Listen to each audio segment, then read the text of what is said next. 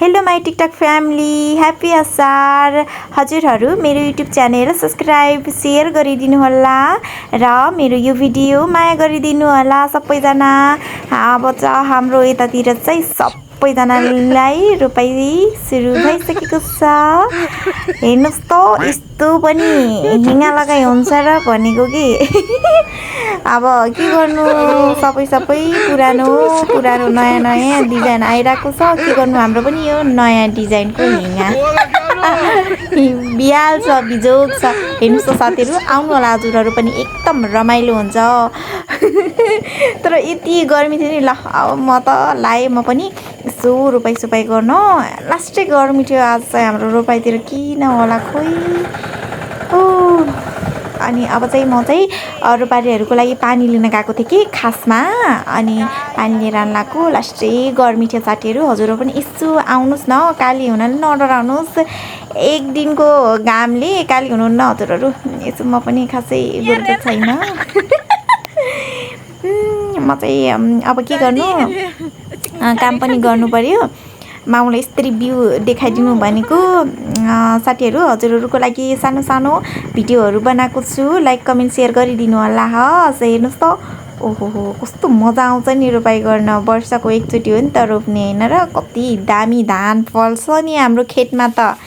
अब हाम्रो चाहिँ अब 12 बजे चाहिँ हामी नास्ता खान्छौँ कि, सिम्पल नास्ता। जस्तै अब हामी चाहिँ मही, चिसो, चक्लेट वेलकम लगेको थियौँ। अब अनि खान लाग्छौँ हामी चाहिँ साथीहरू। म चाहिँ फेरि छ्याङ पनि खान्छु नि साथीहरू। हेर्नु होला नि, छ्याङ कस्तो मिठो हुन्छ। के हो खाने हो? हेर्नुहोस् त, मुखमा पानी आइसकेको होला हजुरहरूलाई है। होइन फेरि साँच्चीकै छ्याङ बन्नु होला। हाम्रो चाहिँ होइन, यो मै हो मै।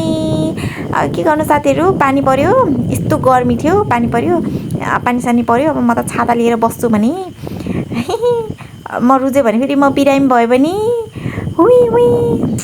त्यही भएर सुई लाउनु पर्छ नि त। म फेरि लास्टै डराउँछु कि सुई लाउनुलाई। अनि फेरि एकछिन के गर्नु, जाँगर बचाएको हो कि साथीहरू। आउनु होला ल हजुरहरू पनि। हेर्नुहोस् त, हाम्रोतिर त केटा मान्छे, छोरा मान्छेहरू पनि रोप्छ नि, क्या दामी।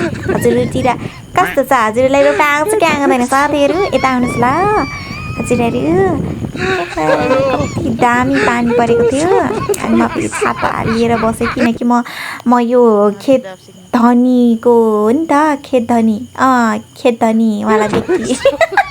त्यही भएर अनि म पनि रोपेको हो नि साथीहरू। भिडियो मात्रै बनाउन गएको भनेर नभन्नु होला नि। म पनि यो बच्चैदेखि यो गाउँमा बच्चैदेखि रोपेको हो नि साथीहरू। खतरा रोप्न आउँछ नि मलाई फेरि, म त सबलाई दिन्छु रोप्न। म पनि रोपेको हो, तर हजुरहरूको लागि मनोरञ्जन होस् भनेर मैले एउटा मिनी ब्लग पनि बनाएको छु नि, त्यही भएर। अनि मैले त अब म खिच्नुपर्छ नि त साथीहरू। अनि चाहिँ हाम्रोतिर चाहिँ यस्तो फुल बनाएर अनि आफ्नै खेतको माटो लिएर के गर्छन् होला साथीहरू भन्नुहोस् त। यो माटो आफ्नो खेतको, अनि यो फुल बनाएको ल, यो चाहिँ फुल बनाएको। अनि यो चाहिँ जग्गा धनी मान्छेलाई चाहिँ लगाउँछन् कि, टिका लगाएर फुल लगाइदिन्छन्। अनि हाम्रो hero is father, my father he is. मेरो खतरा छ नि त, यहाँ चिप्किन्न यहाँ टिका। खतरा हो नि त म। अनि म चिप्काइदिएको, अनि फेरि कता कसरी लगाइदिउँ भने काम फेरि बहुत ठुलो छ नि त। बहुत रमाइलो भएको थियो। म दुःख पनि गरेँ होइन। हाम्रो चौधरीको यसरी फुलमाला लगाउँछन् कि।